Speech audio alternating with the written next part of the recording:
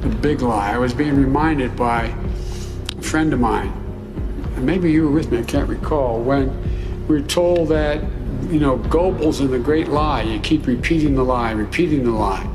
Well, there was a print that when Dresden was bombed, firebombed, there were 250 people that were killed, or was it 2,500 people were killed? And Goebbels said, no, 25,000 or 250,000 were killed.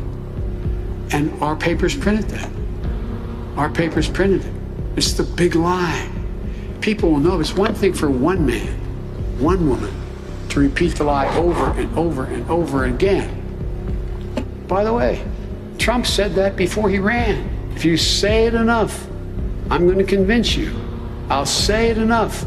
The press is bad, the press is bad, the press is bad, the press is bad. If he's the only one saying it, that's one thing. But the acolytes that follow him, like Cruz and others, they are as responsible as he is. And so it's not about whether or not they get impeached. It's about whether or not they can continue to hold power because of the disgust the American people have for their actions. There are decent people out there who actually believe these lies because they've heard it again and again. I was with a friend of mine who's a medical doctor telling me that his neighbor said to him, he lives in another state, his neighbor's a good person, said, but doc, this is true. There's a lot of chicanery that went on in this election.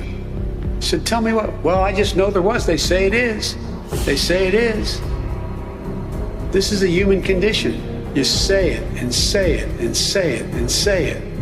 The degree to which it becomes corrosive is in direct proportion to the number of people who say it. And so it's interesting to me, and I was pleased to hear some of the more prominent Republicans say to me that Ted Cruz's of the world are as responsible in terms of people believing the lies as, not as responsible, but similar responsible like Trump.